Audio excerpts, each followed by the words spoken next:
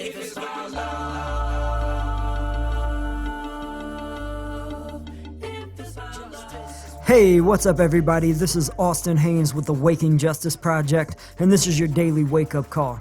Here's what the corporatocracy is up to today, December 13th, 2019. You can visit our website at wakingjustice.org for more details. Here are the headlines. It's Freakout-Friday today on your daily wake-up call, where every Friday we spotlight indie journos who are pushing the leading edge of independent journalism. These are the folks who expose the hard truths that make us ask, why aren't we all freaking out about this? Today, we spotlight the work of indie journo Tim Black. Tim is the founder and CEO of TBTV, which Tim says is, quote, America's most watched black independent media on the left. He's also the writer and host of the popular daily TV series, The Tim Black Show on YouTube. Tim's got a huge loyal following, both in the US and abroad. They call themselves the Tim Black Wolfpack. It's mostly supporters of Tim's show who agree that the progressive, anti-corporatist left need to build a cohesive, grassroots movement that goes beyond the 4-year presidential election cycle and stays involved with local and regional politics ongoing. His viewers say, quote, the appeal of Tim Black is that he gives you the hard facts you need to understand the issues, but he delivers the facts with emotion and humor. And intensity too, when he's feeling it, but it never seems contrived. He's authentic. For example, here's a recent audio clip of Tim talking about Democratic candidates Cory Booker and Michael Bloomberg. If you don't know these men, Bloomberg's an 80-year-old white billionaire and recent mayor of New York City, and Booker's an African-American U.S. senator from New Jersey. When Bloomberg was recently asked what he thought about Booker, Bloomberg said that Booker is, quote, well-spoken. Most folks who follow politics know that Cory Booker is a highly educated Rhodes Scholar. So when Bloomberg labeled Booker as well-spoken, many folks saw it as a racist slip, similar to back in 2008 when Joe Biden referred to Barack Obama as, quote, clean and articulate. Bloomberg's comment went immediately viral on social media. And when the senator was asked in a follow-up interview what he thought about Bloomberg's obvious racial slip, Booker said he was, quote, taken aback. So then, Booker's tepid response went viral. A lot of folks on social media slammed Booker for dodging a huge opportunity to bring the much-neglected issue of racism into the political dialogue. So that's the setup. Here's the audio clip of Tim's assessment of Booker and Bloomberg. That's why people don't support Cory Booker. It's not because they got a problem with black people. It's because he got a problem with black people. He got a problem with his own blackness. And he has a problem with being a courageous man, a man that walks upright. He'd rather win kissing ass. He'd rather be a part of the team, kissing butt of a Michael Bloomberg, a horrible, bigoted bastard who stopped and frisked and violated the constitutional rights of black people for a decade in New York, who only apologized because he's running for office, and Cory Booker doesn't have the guts. He don't have the balls. He don't have the ovaries. I said it. He don't have the ovaries to even call this guy out when he goes on national TV in an interview and calls him nothing. Calls Cory nothing. He dehumanizes, he degrades Cory Booker as if he was a porch monkey. And he took it and he takes it because that's what he's willing to be in order to be on the team. And that, folks, is why neither him or the rest of them deserve the vote of the black community. See what we mean? Tim doesn't pull any punches. Like any true progressive, Tim despises white liberal racism like that of Bloomberg and Biden. But Tim is especially annoyed by black leaders like Booker who betray their opportunity to set up and lead the fight against racism. Here's one more example where Tim goes off on Barack Obama. Over the past few months, Barack Obama has been labeling true progressives as too extremist for the Democratic Party. Here are some excerpts from Tim's take on Obama. Tim says, quote, back in 2008, for white folks, Obama was the cool black guy that they wanted to hang out with. And for black people, he was the cool black guy that white people wanted to hang out with. But the fact is, Obama was a Trojan horse. He was not who we thought he was.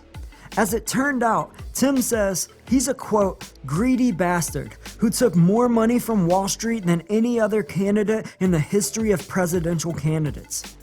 And he's like Hillary. He won't go away. He's still out there right now selling it. That those with the money make the rules. That real America doesn't want revolution. They want slow, steady progress. That's the reality he wants you to believe in. Well, the reality is we can't get shit done. Everyday people are still dying who shouldn't have to. People are still living in poverty who shouldn't have to. We still don't got clean water, clean air, or accessible health care. Obama was never on our side. We were wrong about him. He wanted power and fame, all he could take. We know that now, so let's learn from the past and let's take it back. Tim has a broad, diverse audience base, and he's obviously unafraid to use his opportunity to take on tough issues. Tim says, I don't want to turn people off, but I do want to educate them. And I think it's worth the risk of turning some people off if I can help people see what's going on beyond themselves. A good example of this has been Tim's ongoing coverage of the reparations movement for American descendants of slaves. Tim has done a 3-part series on the issue of reparations with respected scholar Dr. William Sandy Darity Jr., a black American economist who is one of the nation's foremost experts on reparations. And Tim recorded an excellent interview with Democratic candidate Marianne Williamson, who has made reparations a cornerstone of her campaign. As Marianne and Tim discussed, most Americans are very undereducated about the history of race. The first slave ships arrived in this country in 1619, she reminds us, and slavery endured for the next 250 years until the end of the Civil War. After the Civil War, American descendants of slaves, or ADOS, were subjected to another 100 years of mass domestic terrorism, including lynchings, arson, bombings, and other campaigns of violence, until civil rights reforms in the mid-1960s. And since the 1960s, ADOS are still systematically oppressed by structural institutions of racism, such as a rigged criminal justice system and disproportionate police shootings and mass prison incarceration. So that's 400 years of reparations owed to ADOS. For historical context, Marianne adds Germany paid $89 billion in reparations to Jewish organizations after World War II. And Ronald Reagan signed the Civil Liberties Act in 1988 that paid reparations to Japanese Americans who were forced into U.S. internment camps during World War II. You should check out Tim's interview with Marianne when you can. But the gist of Marianne's plan is a $500 billion reparations fund that would roll out over a 20-year period and be managed at the discretion of a board council of ADOS representatives. The financial goal, of course, is to correct the racial wealth gap. But the overarching goal is to begin an earnest project of reconciliation with ADOS and to begin healing the soul of America. If you're in the work of global justice, whether it's social justice, democratic justice, environmental justice, or animal justice, we need to understand that we're all fighting the same fight. All our struggles are against the same enemy, as Marianne and Tim explained. It's a new aristocracy of corporate interests that now dominates our government. It's what Marianne calls the corporatocracy, and racism is the core mechanism of social control for the corporatocracy. It's how the corporatocracy keeps working class Americans divided against each other and distracted from uniting and organizing its collective power. So it's a strategic imperative that all of us in the work of global justice develop a deep literacy in racial justice issues. And among the indie journos on the true left, Tim Black is easily the most consistent in cultivating that literacy ongoing. You can find the links to Tim's YouTube channels and other social media in the article for this podcast at wakingjustice.org. And remember, Tim's a true indie journo. His work is sustained by the financial support of his audience. So if you can afford to throw him a few bucks, you can donate on his Patreon page at patreon.com/TimsTakeLive. All right, we'll wrap it up on that note. We hope you enjoyed the podcast today.